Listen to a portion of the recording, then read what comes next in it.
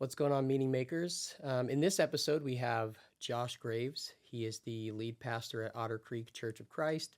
He's an author, he's a dad. I come to know he also really likes basketball. So I'm sure we'll get into that a little Yes. bit. But Josh, how are you doing? I'm doing good. Thank you. You did a little bit of homework, I can tell. Yeah, a little bit, a little bit. So to start out, just kind of tell me who you are, what you do, and why you do it. My name is Josh Graves. As you said, I'm the lead minister for the Otter Creek Church, and we've had a presence in Nashville since 1929. And so that means we're coming up in 5 years on our 100th anniversary, which is Wow. exciting to me because when I first came in 2009, that seemed so far away. Mm-hmm. And now it's not as far away. Um, so we have a presence in Brentwood, which is a suburb of Nashville, and then we have a campus in Nashville near Vanderbilt on West End Avenue. And the church is historically situated in the Stone Campbell movement, Churches of Christ. But Otter Creek has a long history of theological diversity, missional thinking about what does love require to love a city well, and to think globally about the impact that our finances and resources can make, especially in the lives of children. Just a little about myself personally. I'm married to Cara. We will celebrate 20 years of being married this summer. Congrats. Thank you. Cara is the daughter of missionaries, and she was born in Glasgow, Scotland, which is why she pronounces her name Cara, not Kara, Okay. the more Americanized version. Cara and I have three sons: Lucas, who's 14, Finn, who's 12, and then Oliver, who is the alpha of our family. He's 8 years old, and they're the joy and the most demanding part of my life. The three boys. Then we have a Australian Labradoodle named Hazel, who is arguably one of my favorite creatures on planet Earth that I spend more time with than just about anybody else. We've lived here on and off. This is our second time living here, but I think we've lived in Nashville a total of 20 or 22 years. My interests in academics, I have a doctorate degree from Columbia Seminary in postmodernism, postmodern theological studies. So not just philosophy, but Mm-hmm. intersection of theology and philosophy. And yeah, I love to write. I love preaching and teaching. I've taught at Rochester University. I've taught at Lipscomb University. And I'm currently doing two things that I'm really excited about. I work for Pepperdine University in Malibu. Pepperdine received a giant Lilly grant to mentor and equip other pastors all around the United States. So I'm helping them launch that program with their director named Mike Cope. And then I'm also helping to run a mentoring conference called Telemachus, started by Rick Woolworth and Bill Haslam and some other influential Christian leaders on just mentoring the next generation to take their education seriously, their resources seriously, and to kind of pay it forward and invest in the leaders who are in their 20s and 30s right now, Mm-hmm. who had leaders. Those of us who, when we were in our 20s, we had leaders. Now we're trying to step into that space. So Nashville's a great place to live. We love it. We love our church, and there's a lot of good, important work happening in the city right now. Yeah. Has that always been a call for your life to develop the people behind you? That seems to be a theme of Yeah, some of what you talked it about. no, I think it's the second half of life journey that I'm on. So to use the Richard Rohr language, in falling upward, there's two mountains. The first mountain is your first 40 years, and it's Mm, really about achievement and going after it, getting your degrees, figuring out can you make it in the world, where do I mm-hmm. fit, in the world. And then second half of life, which some people call a midlife crisis, it doesn't have to be, but it is often, is okay, the first mountain was great, but there has to be more than this. So the Mm-hmm. second mountain is about your legacy, it's about relationships, it's about investing in children and grandchildren, the next generation. Mm-hmm. So, man, I felt tangibly as I approached my 40th birthday. I'm 45, but in my 39th year, I felt a shift in me. And because of some spiritual direction, work in the Enneagram and Richard Rohr and my friend Ian Cron, that all of that helped me to see that I was coming down the first mountain, getting ready for the second mountain. Mm-hmm. And you take the first mountain with you. you just don't care about some of the same things that you cared about the first half of life. You don't care about them to the, excuse me, you don't care about them to the same level. Yeah. Could you explain a couple of those things? I feel like most of my audience is like 23 to 33 Yes, I at would this love, point, so they're I kind would of in love, that first thank mountain. you. So if that's your demographic, most people will understand the grind, right? Mhm. That's your 20 and 30s. Like you're told you have to go to college or you have to have a superpower. You got to have a skill to market so that you can live this lifestyle. That's a very American Western thing, right? And so you grind, and there's a million ways to grind, but you grind, and you don't stop grinding in your 40s, but you realize the grind can be very superficial. It can be very fleeting, very shallow. It doesn't necessarily create intimate relationships. And so as you approach the second half of life, and by the way, I approached the second half of life literally the year after COVID started. So it all crescendoed to me to be this very clarifying 2 years of relationships are the only thing that matter in life. And that doesn't matter if you're agnostic or Buddhist or Christian or Jew. Like I would stand on that truth no matter what your religious orientation is, that you only get, if you're lucky, 70 or 80 years on this bizarre planet that we live on, and people are the only thing that matter. I've walked with people towards their death multiple times because of cancer and other circumstances. No one talks about, I wish I would have bought the convertible, or man, I should have bought the house in Naples. You don't care about any of that. The only thing that matters in your life is relationships. And that doesn't mean that starts in your 40s. Of course, relationship matters when you're in your 20s. But as you get to middle life, which this is my best decade, this has been my favorite decade so far, you realize there are only a couple of things that matter. And it all centers around the other human beings that are in your life. So second mountain is all about pouring into people. Okay. Yeah, Naval Ravikant, I don't know if you've heard of him. He says that a man's life begins when he realizes he only has one. And the idea that a happy person wants 10,000 things, Yeah, but a sick person just wants one that's right. to be healthy. And I like that analogy of when you're grinding, it feels like there's so much ocean, but it's only an inch deep.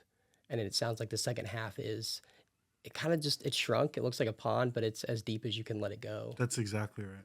And that's also where kind of a basic understanding of Stoicism has helped me. And I think there's some Stoicism in the Apostle Paul in the New Testament, and a little bit in Jesus, but a lot more in Paul, which is basically like, look, you get one life, everyone's dealt a different hand, play the hand as best as you can. Don't whine, nobody cares. Everyone's got tricky parts to the hand they've been dealt. And enjoy the beauty along the way, and stop and be a mystic. Watch the sunrise, appreciate the giggle of a child. So kind of combining that idea of the second mountain with pragmatic stoicism of just make the next right choice and just be locked into today.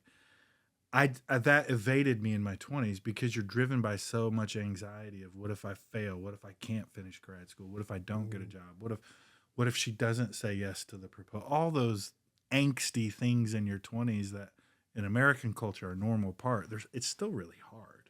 Just because it's normal doesn't mean it's easy. Yeah. Yeah. For the podcast, we talked about it a little bit before this, but it's called Meaning Makers. And it's this idea of how do you live a meaningful life? And I've kind of started to think about how a meaningful experience is intentional purpose combined with shared connection.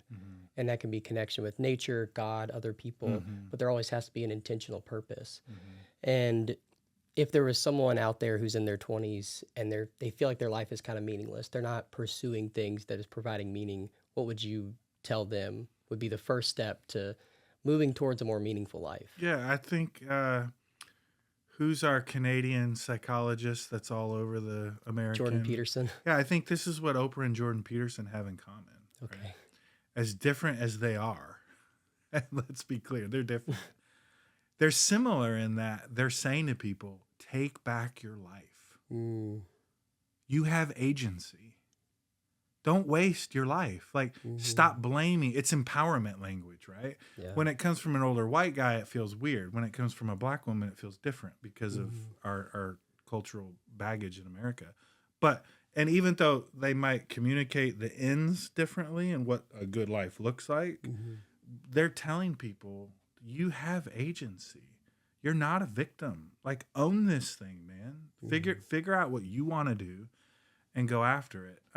So that's what I would say to the person is, and if you're stuck in bad habits or a toxic relationship or truly in depression, then the courageous thing that you can do is to let somebody know. That's not a sign of weakness. It's a sign of strength to say, I want to take agency over my life. I can't right now because I'm stuck in this toxic marriage or this abusive relationship. Just let one person know that you trust, that this is what you're, but you do have way more agency than you think you do. Yeah, it sounds like a balance of the agency, but also support from community. Absolutely.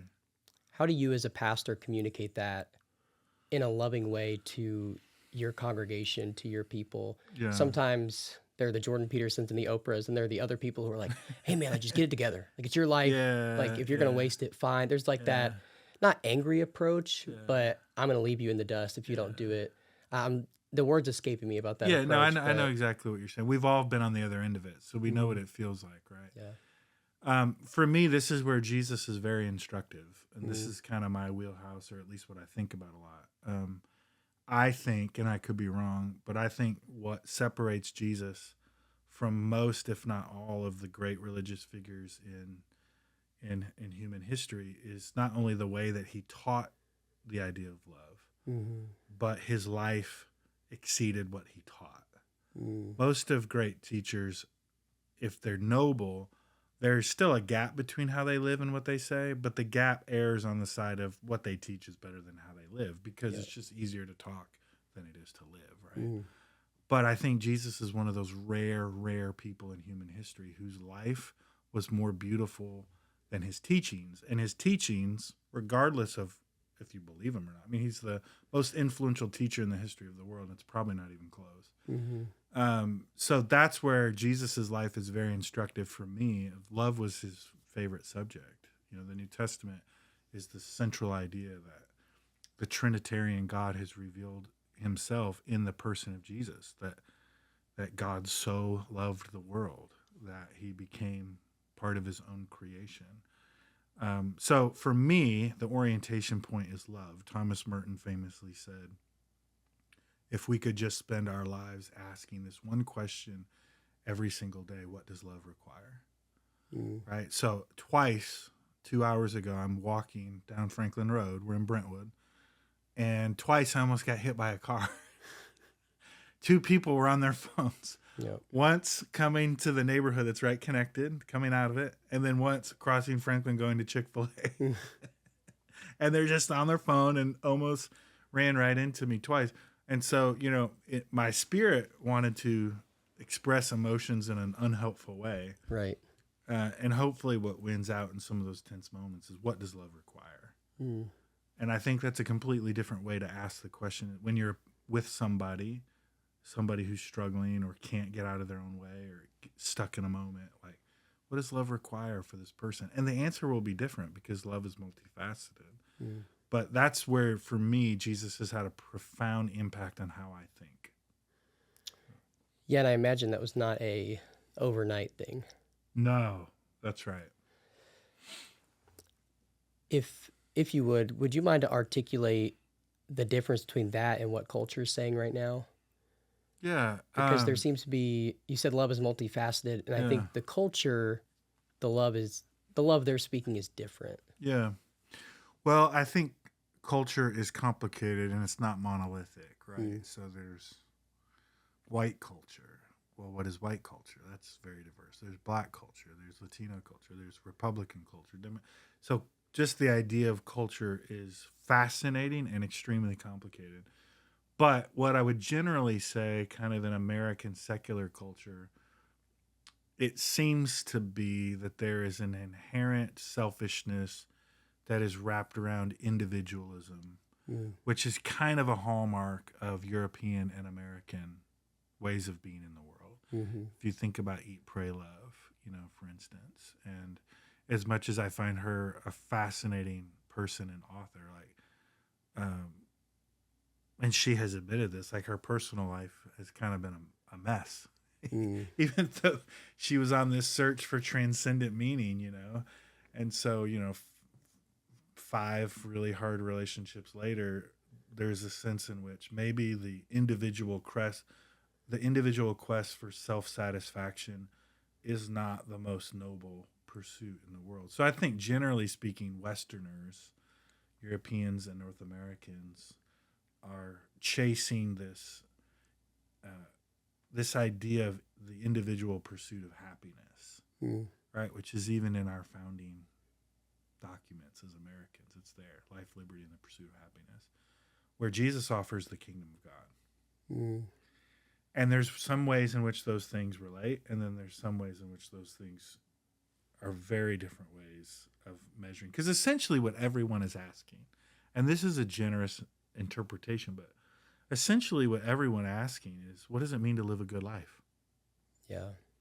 I believe that most people want to live a good life, Mm-hmm. but there's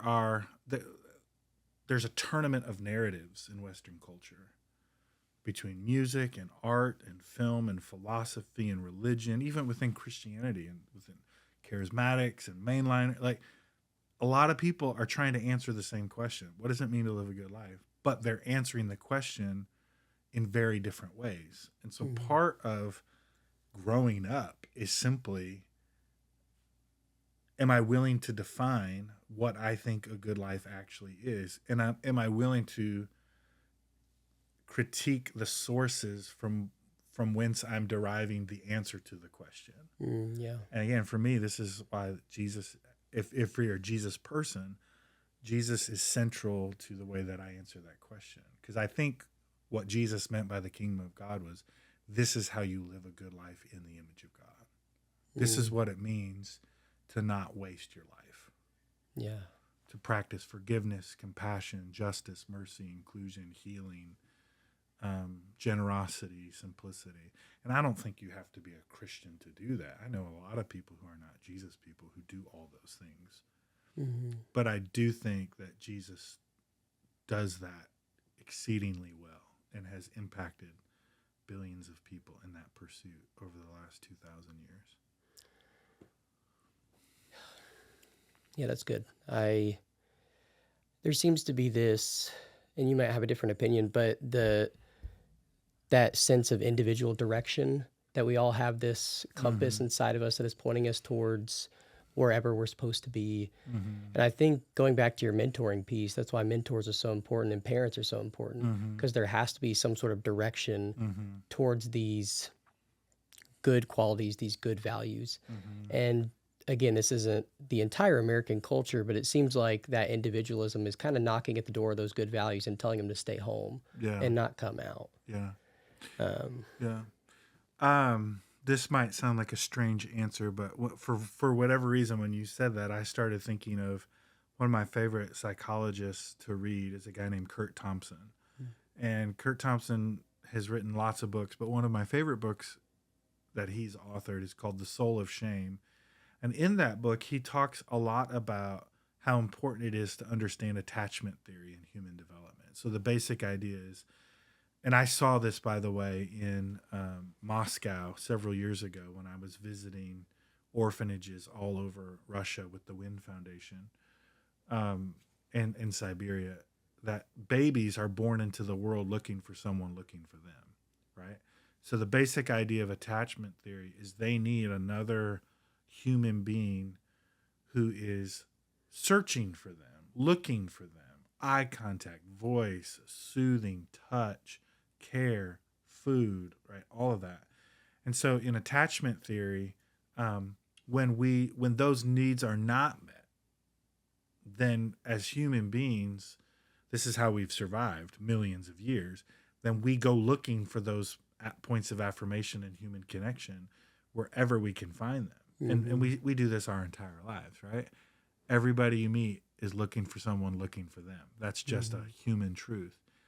And so I think where the kind of Western narrative of individualism can fall apart is that to be human, is to be in community with other humans. That's kind of the idea that you see in all these great movements in history, from Desmond Tutu to Gandhi to Dr. King to Dorothy Day. It's a human is a human when humans are in proximity to each other. Like, that's how we make sense of our lives. We are an inherently communal beast or being, and this kind of idea of American exceptionalism, which is kind of rugged individualism. It's compelling because you have the Tom Brady's, you have the just John Wayne. You have these archetypal macho individual. The military leader. And there's certainly human history is filled with those kind of Napoleon figures, but for most of us, true satisfaction and contentment is intrinsically tied to the quality of the relationships that we work at and that we steward. Yeah, during COVID, I binged a couple of like cult documentaries, and that was one of the points they said is cults, even though from the outside looking in, terrible idea. They've never been good. It's that sense of I'm longing for connection. Where can I find it? Oh, here's this purpose that I don't know if I agree with, but these people are really nice to me if I fall in line. And Cults, also, gangs, SEC football, it all provides a place for belonging and meaning, right? Yeah, and it's that I went back to this idea of adaptive versus maladaptive behavior. That when we don't get that attachment we need, we develop these behaviors to adapt to the environment we're in. And this is mainly more towards addiction talk, especially in the psychological realm. Of I needed this attachment, I needed to feel something, so I started doing drugs or whatever I fell into. But then 2 years later, it's maladaptive now. It's not serving me. So now I have to dig out of this thing. And I think so much of culture kind of falls into that. I didn't find it where I needed it, so I'm going to adapt, which is great for the time being because it kept you alive. It kept you still here.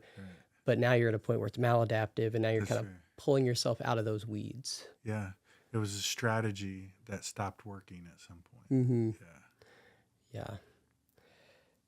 When, kind of on the same point, when people in your congregation or people that you know come to ask you, how do I change? Broad question, how do you believe humans change? And then what would you tell someone asking to change? That's a little general, but... No, I need to sit with it for a second because I think it's a terribly important question.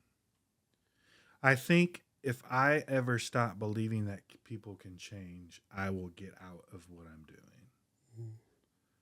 I don't know what I'll do, but I will get out of this business because I fundamentally have seen through therapy, counseling, spiritual direction, and 12 steps, people can absolutely turn their lives around. And I could give you 50 examples in my own personal life of people who have significantly changed. I think what I've learned in those stories is that you have to want to change. Human desire is everything. That religion tends to focus so much on behavior and belief, but it's actually what motivates people is what makes people interesting. So when you can figure out what really motivates people, that's when you can speak to their soul, right? So yeah, I absolutely believe people can change. I think it's way harder to change than people think it is. If you've ever tried to change a habit, a true habit, whatever it is, it could be a good habit or a bad. It's hard because we're wired for that kind of predictability and rhythm in life. But back to relationships, I think the single greatest indicator of if people will change is if they're willing to do it in a community that's also committed to change. I mean, AA and NA, I would call a modern human miracle.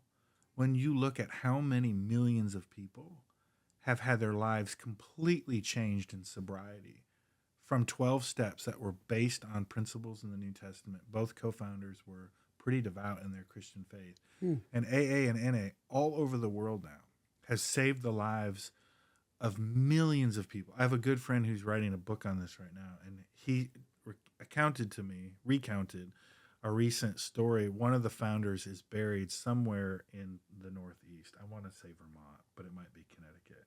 And so he was at the cemetery where one of the founders of AA, so we're going back, almost 100 years now, Mm-hmm. where he's buried. And men and women have come from all over the world to write thank you notes. They place their sobriety chips. You know, you get a chip like 6 months, a year, 10 years, all that. And these are the children and grandchildren of the people who got sober in AA and NA. Wow. And thank you notes left on the gravestone.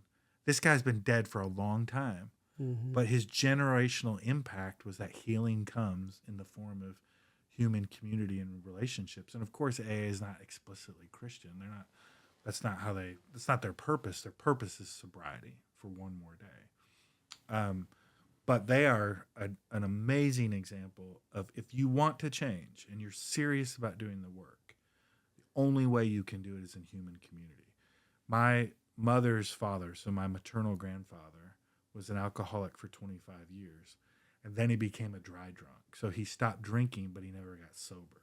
Mm. He stopped drinking, but he didn't do the 12 steps. And in some ways, he was more miserable after, because at least when he was drinking, he'd have a good day like every 10 or 11 days, right? Mm-hmm.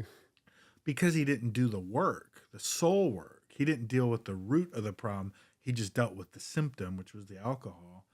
He stayed an individualist, and he could never figure it out. And people would tell him, like, you got to do the work. The alcohol is the least interesting thing about your life. That's just how you are coping. You're not dealing with the actual issues inside of you. But he was such a rugged individualist to the core because he had been hurt. His dad died when he was 14 years old. He became a ward of the state of Indiana, which he resented because then he was in the foster care system, went to the military as soon as he turned 18, started drinking when he was 16, full-fledged alcoholic by the time he was age 20. So he quits drinking in his early 40s, but he didn't do the work. He wasn't willing to be vulnerable in community, which is the only way that you can really work through depression, anxiety, any kind of challenge in life. You have to let other people into it. It just biologically, chemically, at a molecular level does not work if you try and do it by yourself. Yeah, I have the image that one of my professors drew in graduate school, and it's this weed that's growing, and then she draws a line for the dirt, and the roots are underneath. And she says, no matter how much you pick off these symptoms, It's gonna grow the flowers, back. it will grow back. But we think that because we can't That's see it beautiful. anymore, then Yeah. it's gone, but we haven't dealt with that. Yeah. How do you think someone gets at those roots and is able to dig them up and really find that healing? Yeah. So, of course, my entire training is going to show here. But my entire training is, it could be wrong, but it's where I am, is that's why sin, the idea of sin, is actually really good for people. You know, and people who are more progressive culturally or philosophically will say, well, that's such an antiquated word. Yeah, but you believe in justice and injustice. Mm. Injustice is what we say when we see sin. If you see people abused, that's what we mean by sin. It's the dehumanizing of other people. That's what sin does, is it breaks relationships. So greed, lust, violence, rape, all that, right? What we would classically call sin is the mistreatment. It's me choosing myself and what I want in a moment over what is best for the human flourishing project that I think is the kingdom of God. So until you deal with sin at a structural level, governments, organizations, principalities and powers that work through institutions, sin is paradoxically institutional and it's personal. So sin is perpetuated through banks and programs, but it's also perpetuated by individuals. So if you take racism, for instance, is it structural or is it individual? Well, in America, it's both. Like, African Americans literally could not buy homes north of 8 Mile Road in Detroit, where I grew up, because they had redlined the entire city. They actually built walls and fences. This is not apartheid South Africa. This is in Detroit. Mm-hmm. And the federally backed banking system, which was funding all these loans, especially to men and women who'd served in the military, would say to realtors, don't show black people homes on the north side of 8 Mile Road. Mm. Only This is in show the 80s. This is way back, even before then. Yeah. Only show them homes south of 8 Mile Road. 8 Mile or Detroit is designed by an engineer, so it's like city on a grid. And so why do you have all these African Americans stuck in poverty, and then all these affluent white people who used their homes, middle class, to actually make money, real money. It's because you literally could not get a home north of 8 Mile Road if you were African American. And even if you could find a home south of 8 Mile Road, the number of mortgages that were given out were significantly less because white people who were running these organizations did not think black people were trustworthy with mortgages. It's too much for a black person to handle. That is systemic sin. That's structural sin, right? That's woven into a program or a system. But individuals had to allow it to keep happening. Right? This is where Dr. King was so brilliant. He spoke to structural and individual sin, injustice. And I do not remember how you got me talking about that, but that's how I think about it. Yeah, that even goes to like the generational familial sin. Right. Yes, exactly. you Sins could of be the our one to fathers break. in the Old Testament. Yeah. You could be the one to break the chain. Yes. There is a reason why this is your struggle, and Yes. it could be that the person before you didn't handle it. That's right. Um, That's exactly. And here's what's interesting. This is why I'm so interested in the tribalization of America right now. First of all, it's awful, right? It's not actually contributing to the flourishing of the United States. But what's so interesting is on almost every subject, both sides make a really good point. Take abortion, for instance, right? Which most people don't want to talk about at all. Progressives make a really good point that you are trying to legislate a woman what to do with her body. And the way women have been treated historically, you can understand why it's sensitive that governments telling women what to do with their body and when to do it is a very tender subject, right? At the same time, conservatives make a great point. Do you want to grow up in a culture in which someone has the ability to decide if someone else lives? We can argue about when life starts and all of that. But on abortion, both sides make a great point. When it comes to racism, both conservatives and liberals make great points. Liberals tend to emphasize the structural nature of racism. Conservatives tend to point out you have to change the individual hearts. Well, who's right? They're both right. They're both making great points. And that's what happens when you live in a binary context like we're in right now in America is if you try and do a third way conversation, whether it's around gun violence or whatever, everyone wants to run to the edges so you can be noticed, get more social media followers, have a bigger imprint, whatever. But you're not actually solving problems. Solving problems usually is not left or right. It's usually a third way that people can't see. Where do you think discipline plays at those? Because some of the issues I see, it almost feels like a reaction to undiscipline. And Tell me more about that. Tell me what you mean. yeah, so around like some areas of gun violence and abortion, Yeah. because America has this tribalism, because people live their own lives, it's almost like the legislation is coming at it from a reactive standpoint, which is neither right nor wrong. But on abortion, it's like, okay, this happened, so now how do we deal with it? And that's kind of where the crux is. Yeah. There's something before that Yeah. maybe that tribalism can't actually fix or change. Right, because there's conditions in place that contribute to things like mass incarceration, arrests, abortion, homicide, right? So these are deeply complicated issues, right? A great example of this would be Malcolm Gladwell has a really good podcast where he kind of goes at both the left and the right on different issues because he has the courage to say, you both are just trying to make a point. You're not trying to solve the problem. Because if you really wanted to solve the problem, whatever it is, it's always more complicated than you think it is. And that's what I would say to your audience in their 20s and 30s. I miss my idealist 20-something version of Josh because I was very puritanical, black and white, justice and injustice. And the older you get, I think you realize, wow, it's really complicated. Like immigration right now. Super complicated. Is it good for a society to have thousands of people just coming across the border, which left and right agree is happening? That's not the debate, right?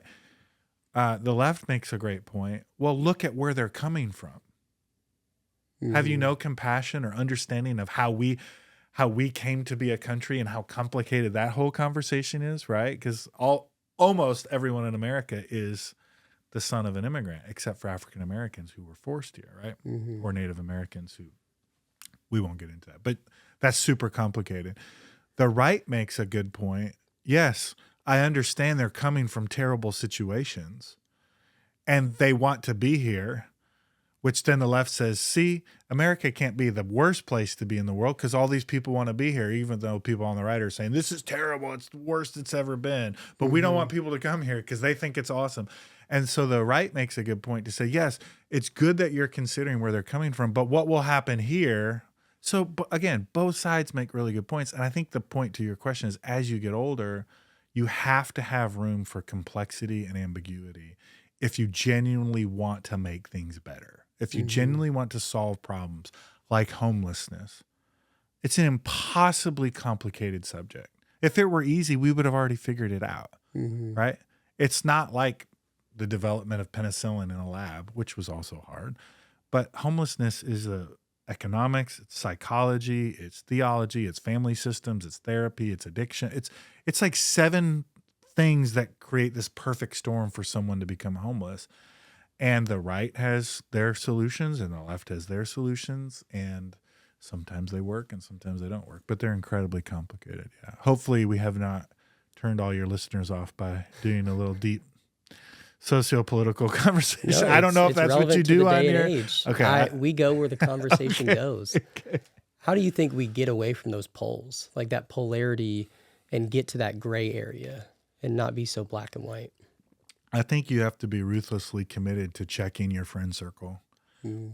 One thing that really bothered me during COVID is my progressive friends were not really different than my conservative friends, meaning during COVID, progressive people just wanted to talk to progressive people and they all wore their masks together and, were incredibly self-righteous. And then my friends on the right got together without their masks and were equally self-righteous because they weren't afraid, right? Literally, it's the same energy. Yeah. It's the same energy, self-righteousness. And you can mask it differently in a progressive mindset versus a conservative mindset. So I think the way out of tribalism is you have to actually have a diverse group of friends. Like, if you just surround yourself with people who think like you and look like you, whether it's MAGA Trump or Feel the Burn Sanders, like, it's the same energy. It's the same feeling. One of the great things about my job as a pastor of a church that's pretty diverse theologically and politically, because I think I'm called to love everybody equally, I don't get to just live in a little inner circle echo chamber. Sometimes the intellectual diversity of this church is staggering to me. And I'm like, and you guys sit on the same pew. If you guys talk to each other, you wouldn't be friends. Like, the only thing holding this together is a lack of communication. Because they'll tell me what they think, honestly, one-on-one, right? But then when they're with their peer group, everybody kind of stays on the surface. And I'm like, so I think the way you avoid that is you have to be honest about, who do I spend my time with? Like, who do I listen to? Yeah. Yeah, it's that saying that you are the sum of or the average of your 5 closest friends. How would you, for someone listening, develop a more diverse and cultural friend group? I think in a place like Nashville, it's easier than maybe some other places. And then compared to some places, it might be harder. So I think it's relative. Like, if you grew up in New York City, Nashville might feel stifling. But if you grew up in rural Mississippi, Nashville might feel like New York City. So I think you have to be honest of where you come from. And then you have to be honest about the ways you engage serving, love, justice. You just have to be involved in a lot of different things. And everyone has different passions and gifting. Back to basketball, since you mentioned in the introduction, one of the great gifts of basketball for me is I have been pretty ingrained in the African-American communities of Detroit and Nashville because basketball is largely a sport dominated by Black people. And has been for at least 40 years. And so my boys have had great relationships with African Americans, mostly because of basketball. My 2 younger are really into soccer, so that has gain them entrance into meeting a lot of people from the Latino community of Nashville. So I do think that's a redemptive side of sports, is sports like the military can cut through some of those ethnic cultural boundaries. Because if you're serving in the military together, or you're on a sports team together, like you have a common objective, a common goal. You have to rise above your differences, learn to work together. So I think you have to be really honest with yourself about, how am I engaged in the city that I live? And am I engaged in a way where I'm putting myself in proximity to people who aren't like me? And when it gets hard, because everyone loves the idea of it until it gets hard, when it gets hard, will I stay in it? Yeah. Yeah, you got to move. You got to take action. Yeah. No one's going to come to you. You have That's to go right. to them. You got to go first. Yeah, I mean, sports, that is a meaningful experience in and of itself, because the purpose is so great that people will fight each other over sports. But I love that, because ball is ball. Like, we're there to play basketball. Yeah. And when we lose, we all hate it. And when we win, we all love it.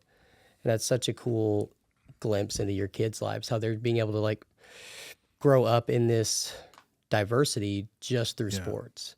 And to them, it's nothing different. It's a great example. So in Nashville, with basketball, AAU is huge because AAU is the pipeline to college and professional now.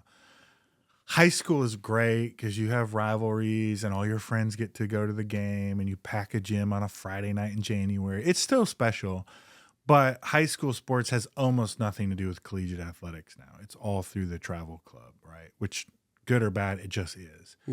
And so in Nashville, there are clubs that are primarily geared towards African-American kids, and they do great work. And then there are clubs that are really catering towards kind of upper middle class white kids.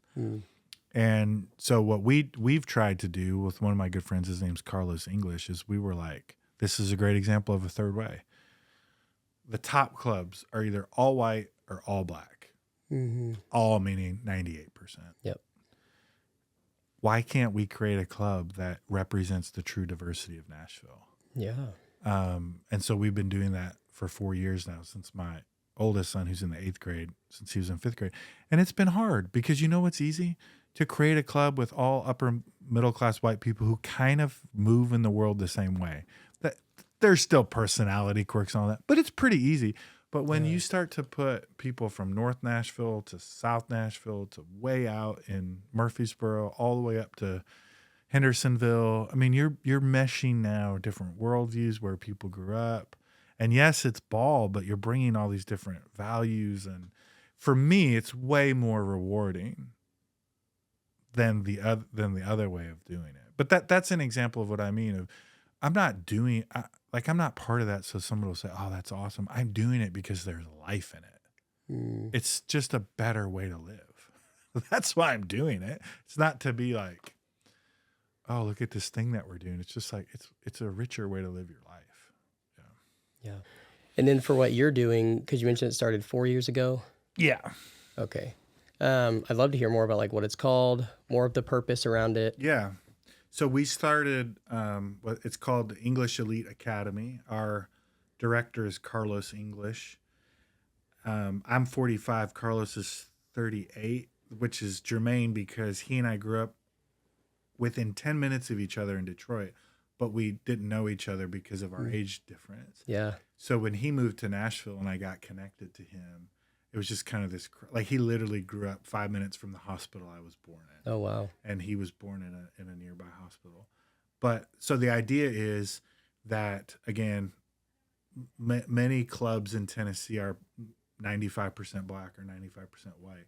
And so we were committed to, we had a special kind of group of core kids who loved basketball. We're really passionate about it. And so we wanted to preserve the culture of excellence, but have diversity.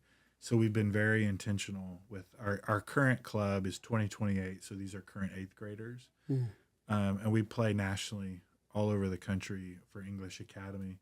And I would have to think, I think we have on our current top national team, we have 11 players on that roster, and 6 are African American and 5 are white. So we had to factor in you still got to win games Hmm.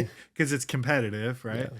But we wanted to represent the diversity. So we were very intentional when we go through the tryout process of like, will this family buy into what we're doing? Because there are some white families who are like, yeah, I want to do that. Hmm. And then you're like, well, it means you're going to have to grow and learn and humble yourself. And some people just aren't willing to do that.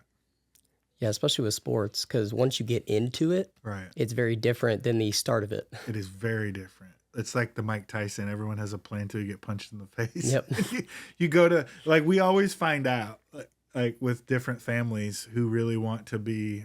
Right now, we probably have the top team in Nashville, and so we've had different families over the years who are like, "Man, I want my son to play on your." Hmm. And if we think the kid is good enough, we'll say, "Well, just come to some of our practices." And we've had a couple of families the last 2 years who, within the first two tournaments, they were like, "Oh, we didn't know this is what we were signing up for." And you usually know pretty quickly, like if they're going to last. So it's not about the players; it's really about the families. So we bring all the families in together. Like we do dinners together. We try to stay in the same hotels when we can. When we're going to Memphis on Friday for a big tournament.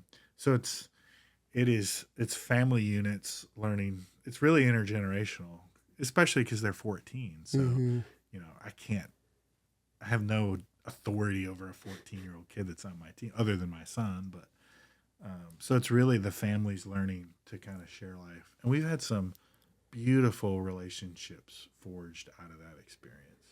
Yeah, I was going to say I played AAU basketball for a while, and it seemed like it was more the parents that were maybe not the issues, but they I would would cause say the stir. yes. And Uh, it was always funny because the kids would just be like, sorry about my Yeah. mom, sorry about my dad. But it was just the parents who, didn't quite understand what they were getting into and didn't know how to mesh well with the group. Right. And so what you have in the African American community is there's been an inherent message as the result of slavery and Jim Crow segregation and all that, that the only way for blacks to be successful in America is through the arts and through sports. Charles Barkley talks about this all the time. It's entertainment. And of course, that's a terrible narrative because just the sheer statistical odds against you, right?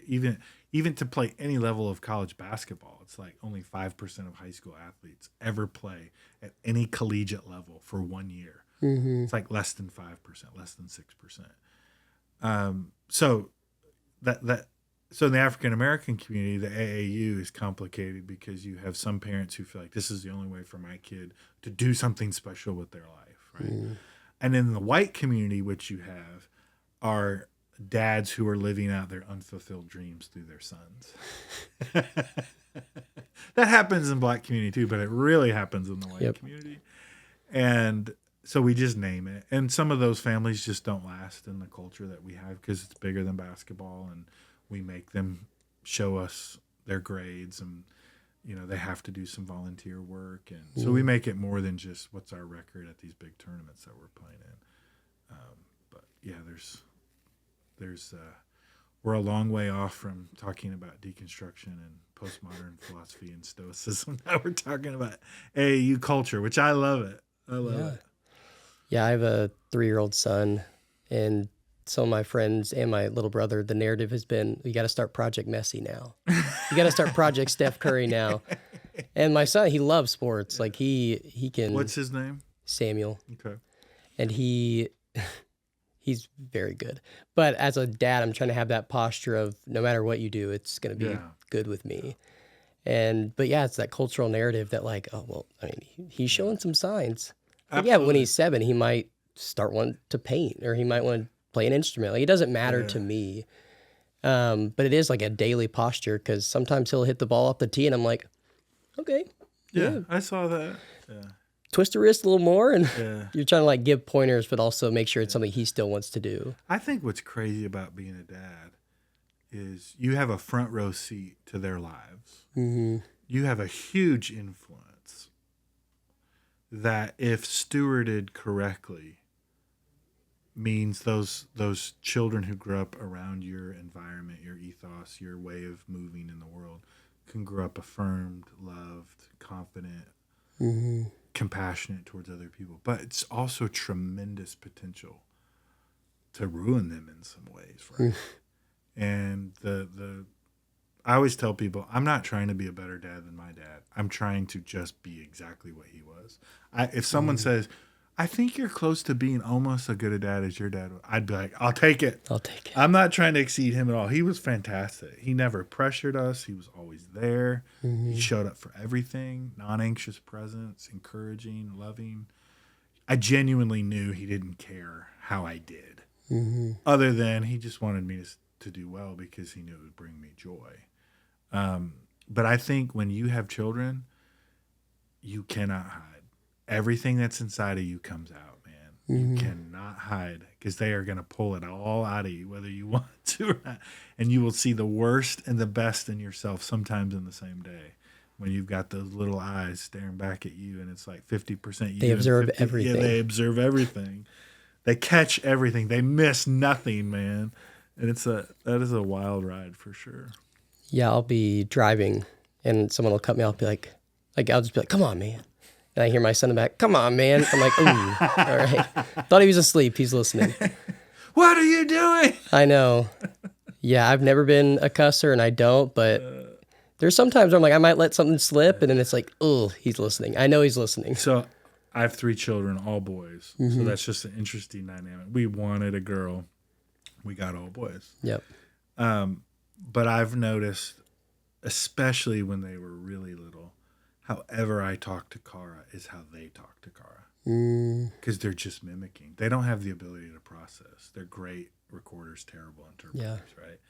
So I had to be very careful. Anytime Kara and I were having a disagreement or in the car and, all those kind of things, because they will just, boom. They look to me and then they just spit it right back.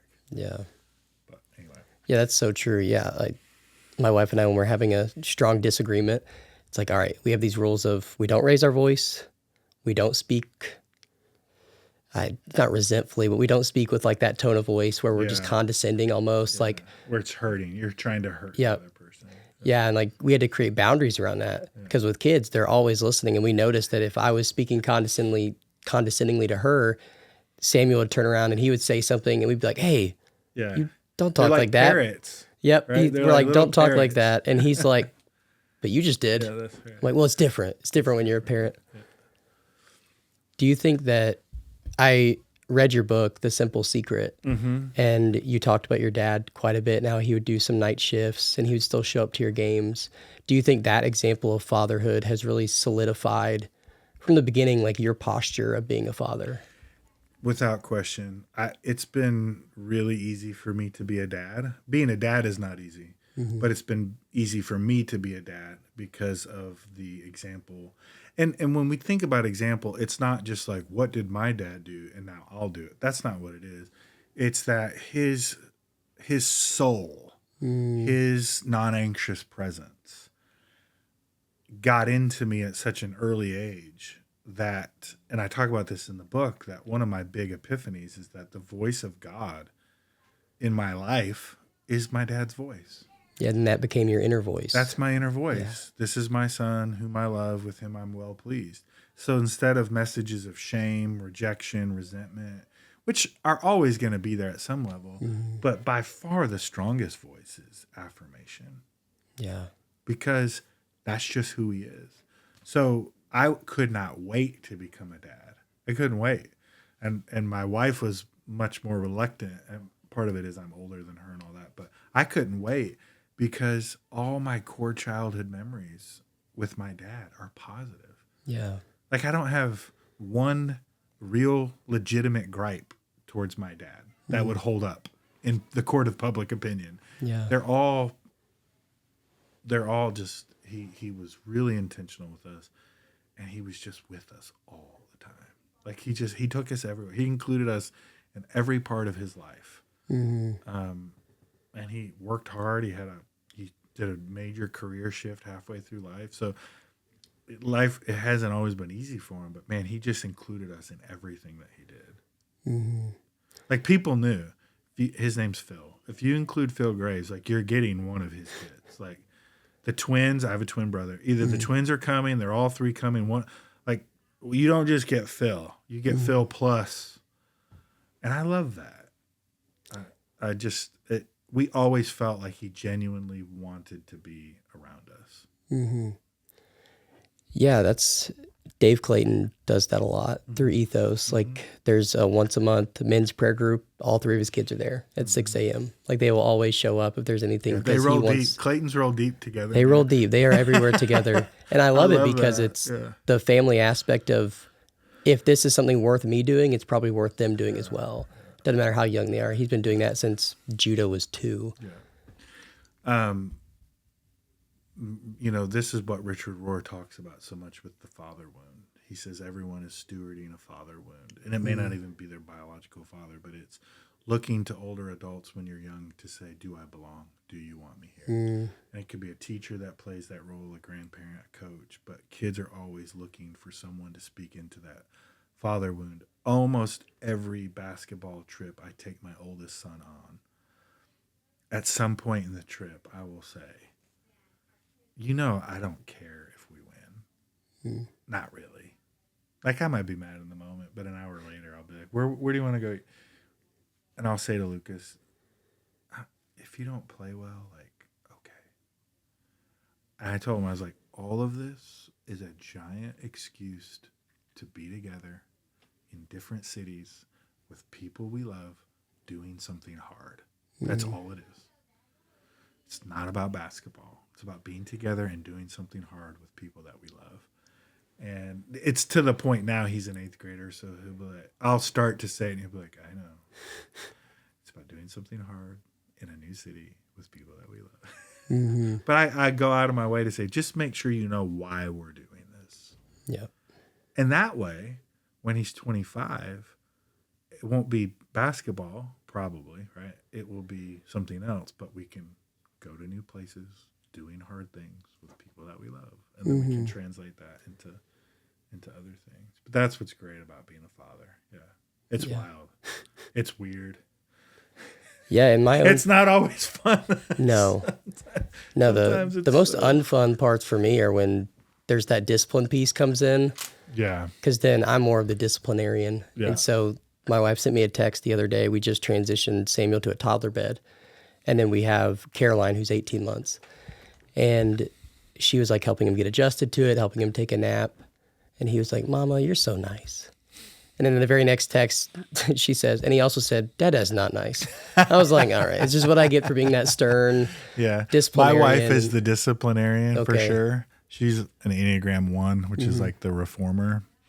And I am I'm a pushover in the home. Like when it's just all of us, I'm very soft.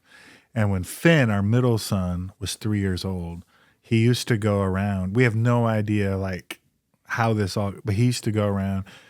And if someone said, as you do with a little kid, he must have been 2. What does mama say? What does daddy say? If you said, what does mama say? He will go, shh. And then if you say, what does daddy say? I love you. Yep.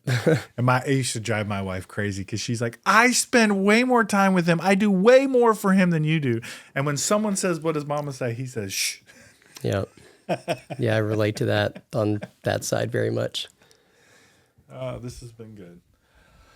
Yeah, I'm a pastor's kid. And then my dad also had 3 boys. Where are you in the birth order? Middle. Yeah. Birth order doesn't always work. It's been debunked in some circles, but it's always interesting to me as a starting point. How much older is your brother? Oldest brother? 3 years. And then difference between you and the youngest? 4 years. Okay, so you are right in the middle. And those are big differences, 3 and 4 years. Yep. Wow. So 7 years between the bookends. Yeah, I'm very much the independent, always done things my way. Yeah. One of my first sentences was me do it. That was it. Where do they live? They live in Memphis. Okay. They lived here for a little bit. My mom was the athletic director at Lipscomb Academy. Oh, yeah. And she moved over to Memphis, and now she's at St. George's Independent School. Yeah. I don't know if you ever heard that. Yeah. Was your mom, were you guys in Indiana before? Okay. Yes, I got it. All right. I did not make all those connections. Yeah. Okay, great. Yeah, they're in Memphis now. And me growing up in Indiana, there wasn't as much pressure from my dad as the pastor's kid, dress up, be nice, play nice. Yeah. I'm just curious as to you as being the pastor, do you feel there's like a balance or a pressure from the congregation for your kids to act a certain way? Because for me, there was a little bit of pressure from congregation to you're the pastor's kid, What kind of church? What Church of denomination? Christ. Oh, Church of Christ. Mhm. Okay. Um, I would say for the most part, my kids do, and of course, only they could really answer this. I would say for the most part, no. Mhm. However, we have had some comments of like, because all my kids play travel sports, so that we have had some comments of like, "Oh, you're here. How are you here right now?" Because we saw on social, your youngest son is playing in a tournament in Atlanta. So there have been some comments about. I think there are some people who expect the pastor's kids to only play sports on Friday and Saturday and kind of do the Jewish Shabbat thing, Sandy Koufax. Yep. And we just don't do that. They don't do everything that their sports teams do, but yeah, we're trying to teach them to integrate their faith into everything, and so they do miss church. And we've had some comments for that, but for the most part, people know how hard it is to juggle all the things school, church related, and so they're just very supportive. And so it's been pretty minimal on the pressure side. And part of it is the larger the church, the less pressure. I think in smaller churches there's more pressure because you just know everybody. Yep. And there are a bunch of people in our church who my kids could walk right past them. They have no idea who they are. And my kids love that. Like they don't think it's cool that their dad's the preacher. I didn't think it was cool that my dad was a Let me preacher just either, tell you, so- like, there's no, like, so they're, like, very, very happy to be under the radar. And I do think the larger the church, that it's just people are living their lives. They don't, I don't want to completely dismiss it.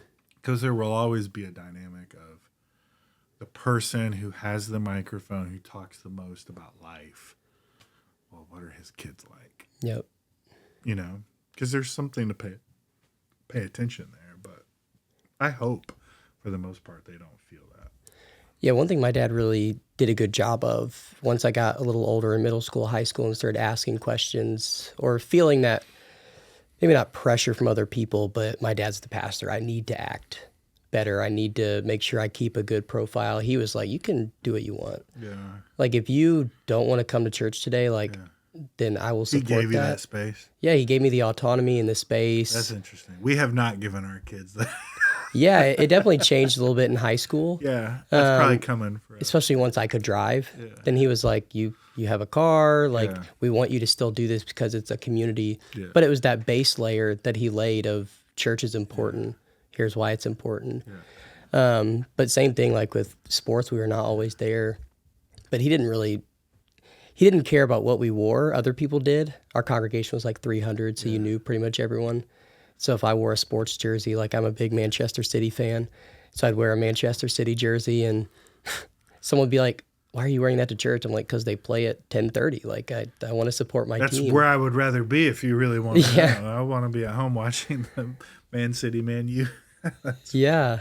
And it was that idea of he took all the pressure off and wanted me to make sure that smart. his voice matters more than other people's. That's smart. And because he was wise enough to realize he's in it with you for the long haul. The people in the church come in and out of your life, but he's your dad for the rest of your life. So the rest of his life, yeah, that's a really interesting thing. But. Yeah, I didn't always view it that way because there were some like functions where it was like, all right, obviously like Easter is we're gonna go as a family, or like we have this event. I would like you to be there. But for the most part, like youth group, he wanted me to find my joy and motivation in going, not just me having to go. Yeah. And so that was a really cool thing that he did. Because, yeah, I never felt pressure from him. I was also a Tom Brady fan and Patriots fan. So being in Colts country, when they would play, it was like, I'm either going to get put in a trash can or scolded for wearing my Tom Brady jersey. Because people forget that was a big deal. Oh, yeah. You were either Team Brady or Team Manning, for sure. Yeah. So a couple questions. When 10 years ago you, right now, what advice would you give 10 years ago you? Man, that's an entire podcast right there. A few things that come to mind initially. Continue to invite people into your life who will ask you the hard questions and make you tell the truth about your life. Mm. It's really easy to hide. Be committed to having people who will ask you the questions you don't want people to ask you. Mm. And we all know what those questions are. We just don't like to say them out loud. But if you have the right people in your life, they will ask you the right questions, especially on the days when you don't want them to ask you. I would also say, like, relax on your anxiety as it relates to money and finances and how are we going to somehow, if you just stay at it and you're an honest person, most of the time things will work out. Doesn't mean it always works out. Doesn't mean it's always easy. But we tend to look back and remember the things that were hard, and we forget the good things that happened, the acts of generosity or the lucky breaks you got. And I spent a lot of time in my 30s with serious anxiety, partly because of where we grew up. We were just, finances were always a big deal, and stress. And I think I inherited some of that. And if I could go back to my 35-year-old self, I would say, be smart, be wise, but this is all this stuff's going to work out. Like, you're going to be all right. Just have a plan. Let smart people tell you what the plan should look like. Trust it. And then I think I just gave too much time to worrying about some of that stuff. Yeah. Best quote that you've heard in 2024?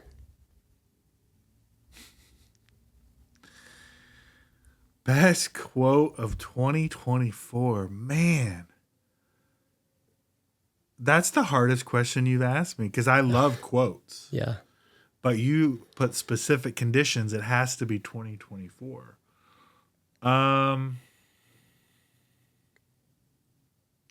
The quote I'm going to give you was said in 2023, but I didn't hear it until 2020. That works. Yeah.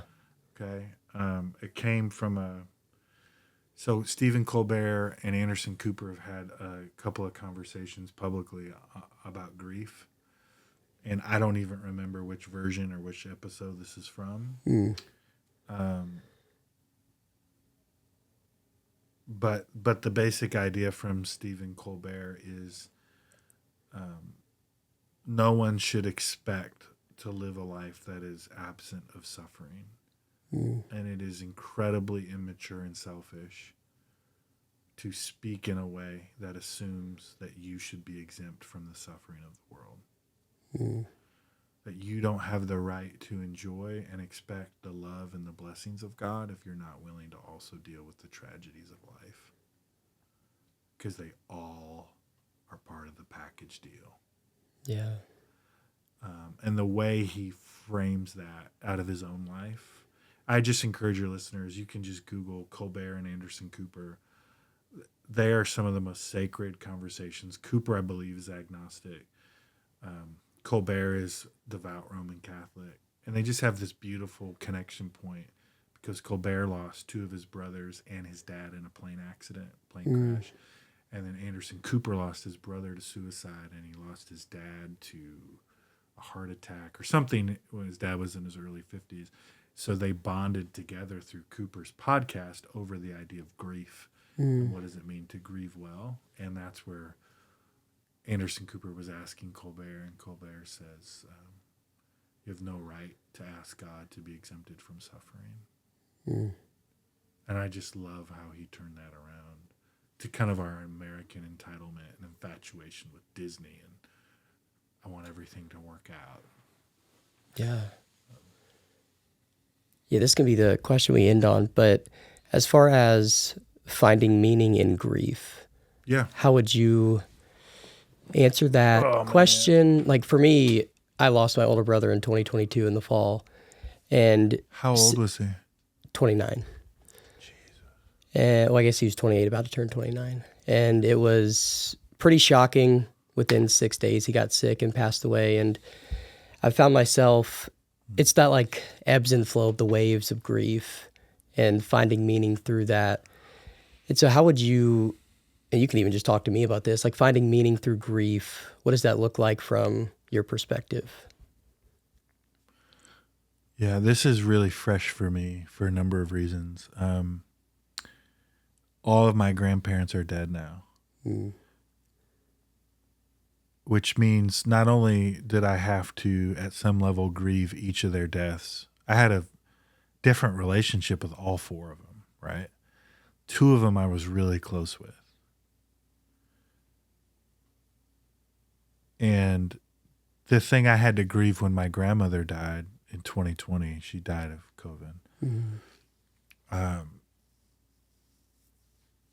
I had to not just grieve their deaths, but I had to grieve the fact that I was now a grandson with no living grandparents, which is different than grieving their death. Like there's your brother's death, which I cannot imagine to be so young and to lose your older brother. Mm. There's grieving his death, and then there's grieving that your family is -1. Yeah, the future plans that you Yeah. had with them in your head can no longer be fulfilled. And you have to grieve that. Mm. Grief is love that has nowhere to go. Mm. So the grief is a sign that you have all this love inside of you for your brother, and you can't express it to him. Mm-hmm. And you can write him a note. You can still talk to him, which I think you should, Mm-hmm. because there's a chance he might be able to hear us. Yeah. But grief is love that has nowhere to go. And the deeper you loved someone, the deeper the grief. That's the irony of being human, is it takes some people years and years to work through their grief Mm-hmm. because the love was so deep and strong. Yeah. So the deeper the love, the deeper it hurts. Right? This is potentially what separates us from the rest of the animal kingdom. Mm-hmm. Maybe not. Maybe the dolphins grieve too, but so I think the grief journey's been important for me the last few years because I had to learn, and I didn't know this, but there's an amazing book by a guy named Robert Weller. Weller's his last name. I'm not sure if I got the first name right, but the book title is called The Wild Edge of Sorrow. And what he claims, he's a psychotherapist, what he claims in his book, he holds grief retreats and conferences all over the United States. And here's what he says. He says that while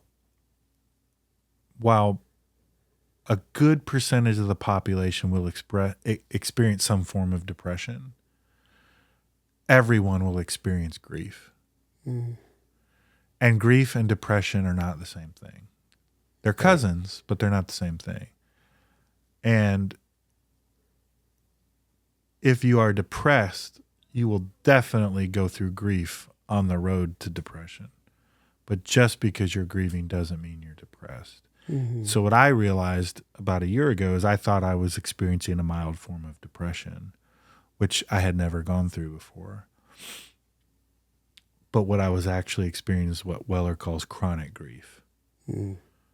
It is the naming, the narrating, the sitting in profound loss, usually of another human being.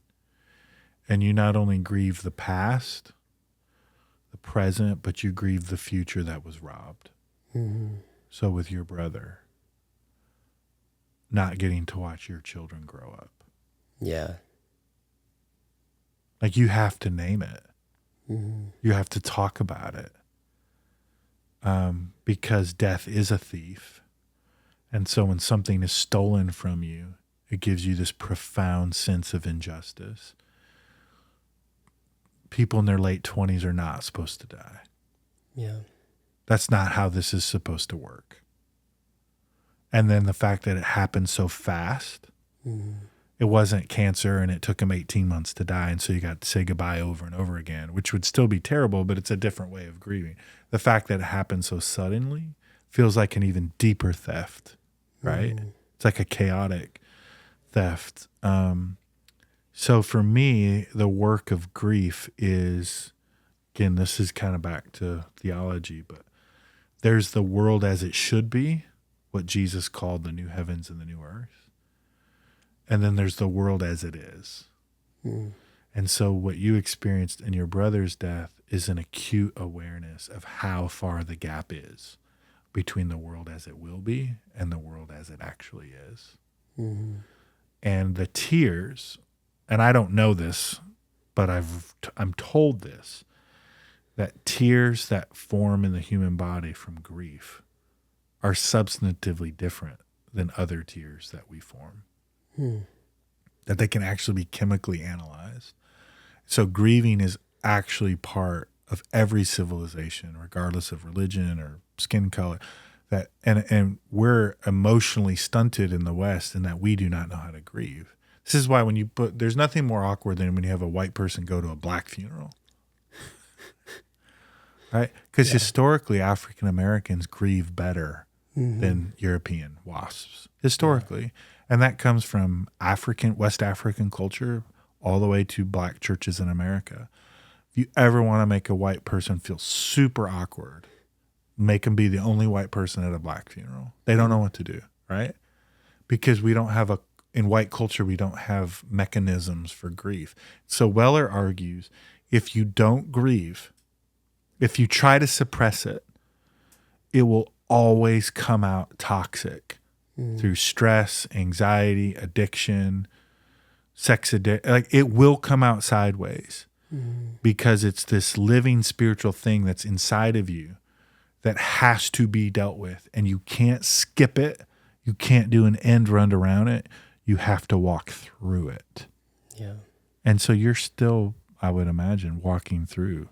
It might not feel like it did 2 years ago, but it still is incredibly tender. And you probably, I'm guessing, have these random moments where you hear his voice, a song comes on, a movie clip. These are little triggers into his humanity because your souls were connected as brothers. Yeah. And when that overwhelms you, that grief is a gift. And the grief actually still keeps you connected to him in a way, because what's your favorite thing in the world when someone tells you a story about him? Hey, I was just thinking about your brother the other day.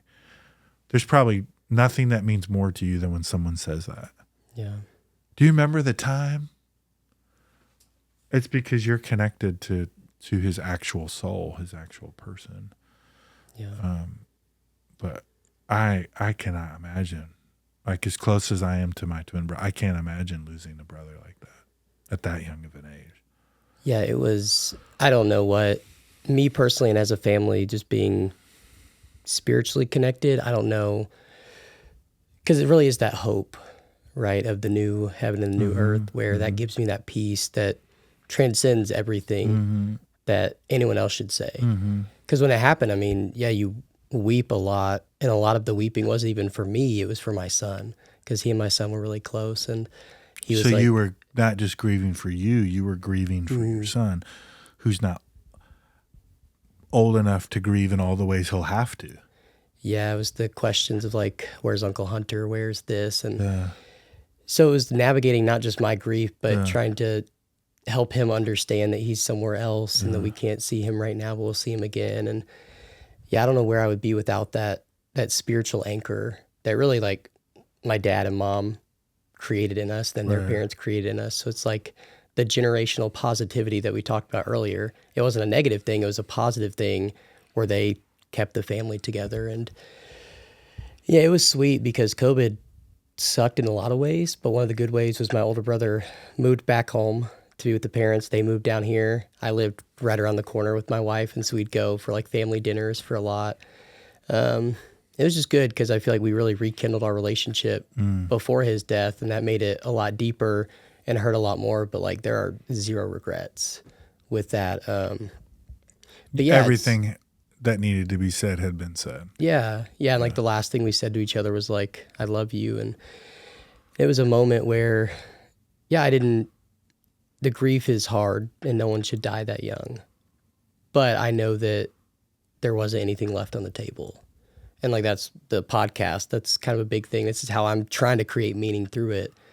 That's exactly it. My older brother was like, how do I create meaning in my life? And he was a basketball coach at the academy, and he started to make that meaning and pour into other people.